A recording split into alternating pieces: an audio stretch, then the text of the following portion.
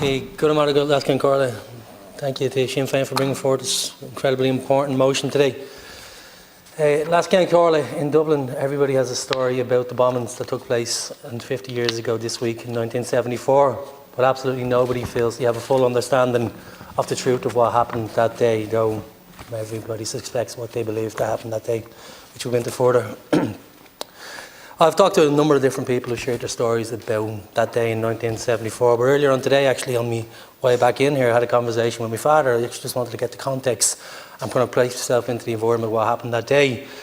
And he's told me the story a few times, and when I think about that day that's told in my house, we always refer to the chopper bike that my dad owned as a 10-year-old.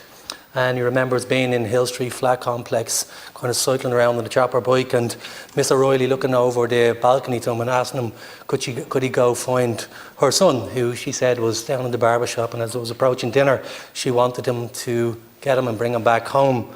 So my dad, on his chopper bike, left Hill Street and cycled down the hill, past Paddy Pet Shop, checked the 2 or 3 barbers that were on Parnell Street, and kind of went down towards the Welcome Inn, where he suspected his cousin maybe, if he couldn't have been found anywhere else, and asked a couple of people, and then subsequently cycled back up North Great Georgia Street to go back into Hill Street. And as Miss O'Reilly was just relaying to him that her son had actually just come home, he said he heard the most ungodly boom, a boom that he remembers to this day, which didn't so much knock him off his bike, but certainly shuddered the ground from underneath him. Curiosity got the better of my father as being a 10-year-old, and he went back on his bike and he cycled down onto Parnell Street. And he says the thing that he remembers most about the scene that he witnessed that day of kind of devastation and glass was the silence. He says following the loudest boom he could imagine, it was a silence that was deafening as the people on Parnell Street came to terms of what was happening. My dad still didn't really know in terms of what was kind of taking place. He just seen devastation, and he cycled back up the road to where his own accommodation was, just off Gardner Street, in one of the tenements there, to find his own mother sobbing, crying, and for crying with joy when he came in. And he said just as they're going to kind of embrace, they heard the second boom, the boom that came from Talbot Street. And that for me is kind of the luckiness and the fortune, and I'm conscious we're gathered here in the chamber today with so many people who weren't as lucky as my family and my fathers, and their stories a lot more harrowing. But the memory and the trauma that's ingrained in people the length and breadth of Dublin and Monaghan of that day 50 years ago lives on in the stories, and they're shared across the board.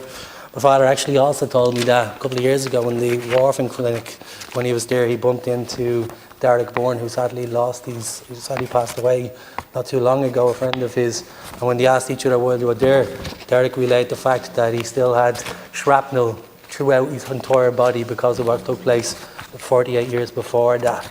And my dad's story is one of fortune and luck, and so many other people's aren't. But today we gather to reflect upon the darkest chapter of the history of Ireland, the Dublin and Monaghan bombings of May 17th, 1974. The single deadliest attack during the tumultuous period known as the Troubles. So as we approach the 50th anniversary of that day, it is our duty to remember the 33 innocent lives lost and the hundreds more that were irrevocably changed due to this heinous act. The bombings, executed with ruthless precision, saw 3 car bombs explode in Dublin during rush hour, followed by a 4th in Monaghan less than 90 minutes later. The magnitude of the devastation was unprecedented, the shock and the grief and the profound and its far-reaching.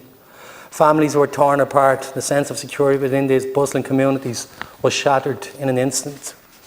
And as we delve deeper, the further we get away into this history, it's imperative to discuss the serious allegations that we know to be true, but have surfaced more and more in the decades that have followed, pointing towards collusion by elements within the British state, or indeed the British state itself. Reports and investigations have demonstrated a shadowy interface between the bombers, the Glenanne gang, and the British security forces. These allegations suggest that rogue elements within the British military or intelligence, rogue or may not, would have had foreknowledge or have directly assisted in the planning and the execution of these attacks. Such accusation deepens the scars left by the bombings, compounding the pain with a profound sense of betrayal. The weight of these allegations calls for a thorough scrutiny and transparency. For too long, the families of the victims and the survivors have carried the burden of the unknown, living with unanswered questions and unresolved grief. The path to healing must invariably include the pursuit of truth. This pursuit has been championed by the tireless campaign groups such as Justice for Forgotten, who have been instrumental in pushing for further investigation and accountability. The quest for justice has seen some progress with the establishment of various inquiries and the release of reports that have shed light on potential oversights and failures masking as collusion. However, much remains to be done. Campaign groups have repeatedly called for full access to all relevant documents and records, some of which remain classified under the pretext of national security by the British government. The reluctance to release these files only fuels the suspicion and it hinders reconciliation efforts. So as we come to the brink of this solemn anniversary, our call to action is clear. We must support the demand for transparency and a full disclosure. Every piece of information that can be unearthed must be brought to light to afford some measure of peace to the victims' families. We owe it to them to ensure that their decades-long struggle for answers and justice is not in vain. Moreover, the governments involved must take proactive steps to acknowledge and address the past. And only then can we foster an environment where truth can pave the way for a genuine reconciliation. It is only through confronting these uncomfortable truths that we can hope to prevent any tragedies of the future. In closing, let us remember not only the lives lost and the families broken, but also our duty to uphold the principles of justice and of truth. The Dublin Monaghan's bombings remain a stark reminder of the fragility of peace and the destructive power of hatred. But as we reflect, we must commit ourselves to a future where history cannot be allowed to repeat itself, but where reconciliation can only be brought through truth and then justice. I think the enormity of what happens can never be lost on us as it was in the first decades with the state architecture here and in the UK. That a terrorist attack was inflicted upon the people of Dublin and the people of Monaghan, carried out by the forces of the British state. Until that's acknowledged, until that truth is revealed, reconciliation amongst the families who are torn apart, amongst a populace who still demand answers, can never be fully achieved. 50 years on and families still percolate throughout their gallery here, demanding that we as their representatives stand true and hold the British state to account. I'm very conscious of other acts of collusion, the tragedy that was inflicted upon the Miami show band, for example, or other acts, and that truth cannot be allowed to lie.